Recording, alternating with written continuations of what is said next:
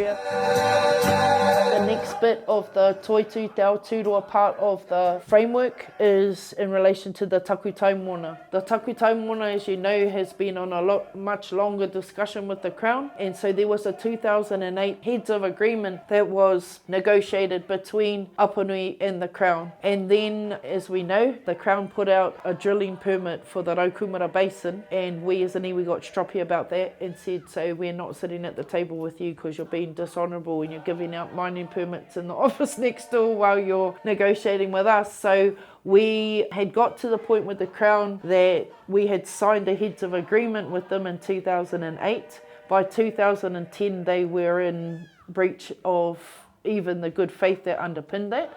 So we parked it up and said, we'll double back round for that when you're ready and when we're ready to do that. This historic treaty settlement has been a way to pull in a lot of the negotiated aspects of the 2008 Takutai Moana agreement between the iwi and the Crown and reliven them and get a refresh commitment to them. But the key aspects for us again are about the reflection of the mana of the Hapū in regards to their own distinct Takutai Moana, so that we are not going cap in hand to the Crown or to any government official to ask them permission to exercise our own mana in our own territory. So that's number one. There are conservation processes built into that Takutai Moana framework where, say for conservation purposes, where people are going for concessions and consents, there needs to be reference to Hapū consent being obtained in advance of an application being pushed through those processes. So for example, in relation to concession applications, Hapū consent must be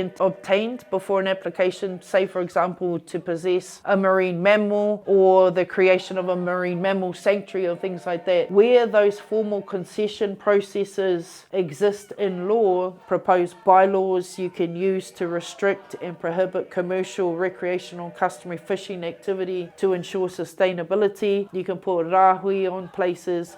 You can establish and manage our pātaka more consistently with our tikanga. Te Whānau Apanui's applications for customary marine title under the Marine and Coastal Area Act not extinguished or dealt with or disposed of by this deed of settlement. We will continue to have a process whereby our claim to customary marine title will continue, and once their title is recognised, the mechanisms will sort of kick in to put strength behind that title. So just by way of reminder, Te Whānau Apanui has applied for one customary marine title that spans our entire tribal territory from Pōtikirua to Te Taumata Apanui.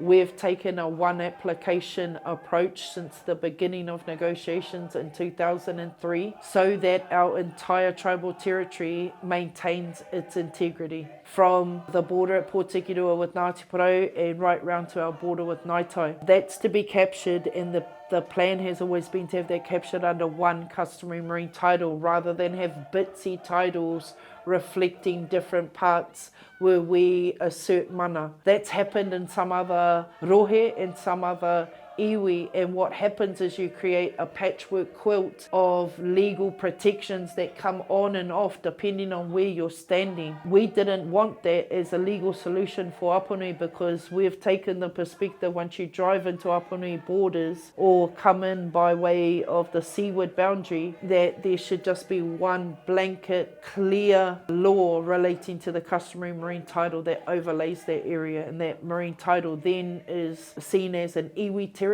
marine title that has then got Hapū boundaries contained within that customary marine title. But again, that's consistent with the way that we have traditionally held our Takutai Moana in regards to the mana of the Hapū being sacrosanct. So mana in regards to the coastal marine area has never been exercised in our territory by land block or by any smaller subset of a Hapū. The Hapū were the autonomous governing collectives, and that's where we've tried to reflect the sanctity of that mana within the approach to the Takutai Moana. So that one application for the iwi is something that the iwi has endorsed since the beginning of negotiations in 2003 and continues to endorse as we go forward. It will now be reflected in the forward-looking documentation inside the Deed of Settlement.